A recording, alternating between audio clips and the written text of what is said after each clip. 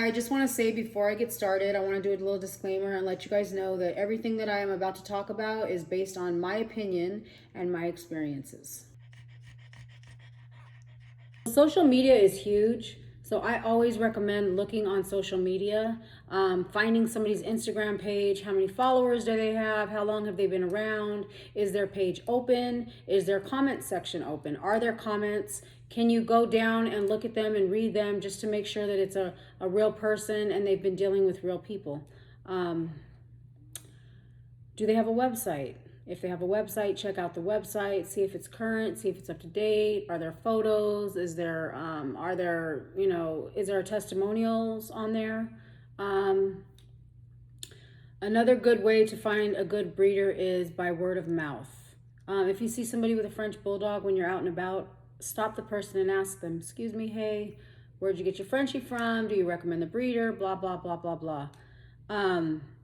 There's also the AKC website, which you want to be careful on, because just because somebody's on the AKC website, that does not make them a reputable breeder. Anybody can post their dogs on the AKC website as long as their dogs are AKC. So be careful with that. And I'm not saying that the breeders on there are bad. I'm just saying be careful. And that's with any breeder that you find. Do your due diligence and do a little bit of research. There's also Puppy Find. Once again, be careful with that website. Before you guys decide to send any money to anybody, you want to make sure that the person is real. And once again, do some research. Make sure they have social media. Make sure that they're not a brand new account, that they've been around for a while, that they've been interacting with people. What else? And then when you do send the money, if you decide to send, because a lot of times breeders will ask you to send a deposit if you're dealing with them and you want to hold the puppy. Including myself, when I was breeding, people would send me money. I would hold the puppy for them. They would send it through PayPal or Venmo or Cash App. So you want to be careful when you do that and make sure that the breeder is real. And so once again, you can use some of the tips that I just gave you as far as like checking them out and making sure that they are a real person. And if you have any questions with regards to that, leave the comments down below and I will answer them as soon as I can. Thank you. Also, ask for references. Ask to speak to their licensed vet.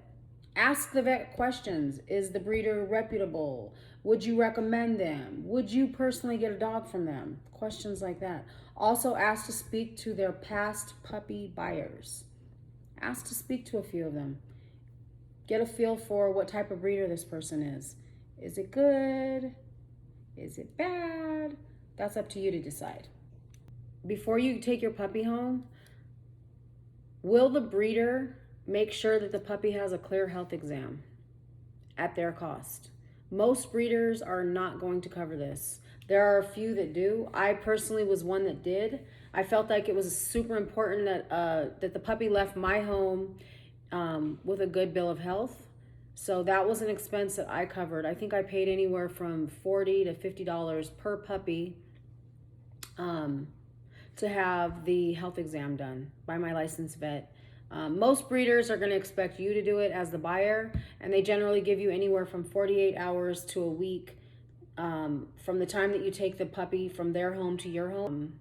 So just a tip from me is I would definitely recommend that you find a breeder that will cover that expense. And I'm not saying that I never had any issues with any of my puppies, because I did. I mean, it's life, right? Things go wrong. But I was extremely transparent with the buyers. And if there was ever an issue, I left it up to the potential buyer if they wanted to continue on with this puppy, or if they decided that, you know what, hey, there's an issue, I don't want to do it. And so if you don't have that bill of health, you don't have that option to make that decision. Ask to see their contract before you decide that you want to go ahead and send them a deposit. Tell them to email it to you, read through it thoroughly. If you have any questions about what's in it, ask them. Does the puppy leave with shots? Does the puppy leave dewormed? And then this is the big one, guys. Does the puppy that you're going to be getting leave the breeder's home with a clear fecal test? Clear fecal test, guys. Make sure your puppy leaves and comes to your home with a clear fecal test. Thank me later. So you've decided to get a puppy from a particular breeder. Will the breeder send you pictures and videos of the puppy during the time that the puppy is still in the breeder's home? And generally speaking, a new puppy will leave to the new home around anywhere between 8 to 12 weeks. And up until then, as a buyer, because I've been a buyer before, I want to see I want to see pictures of the puppy progressing. So make sure that you ask the breeder about that. Most of them are willing to do that. And if they're not, I don't know about that breeder. Will the breeder allow you to come to their home and visit their facility or wherever the puppies live or their dogs live? So as a breeder, me personally, no, I will not allow you to come to my home. And there's reasons why. Number one, I don't want to get robbed. So I don't just give my address out to any and everybody. There have been instances when I have allowed a buyer to come to my home, and I go by person to person basis on this one. So if and when I have allowed a buyer to come to my home, I ask for a copy of their driver's license, and I want to check them out. I want to check them out on social media. I want to make sure that they're real. I want to make sure that I'm not being set up to be robbed, because I'm going to see if I can post some clips in this video of, not clips, but screenshots of different breeders that have been robbed at gunpoint.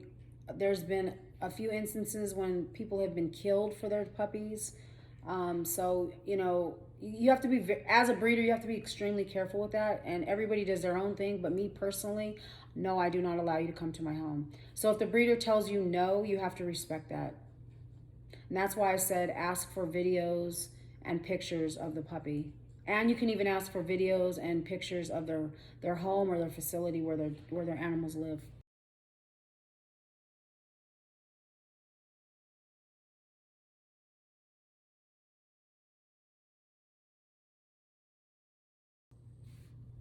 I hope this video was super helpful, and if you have any comments, leave them down below. Make sure you like this video and also subscribe.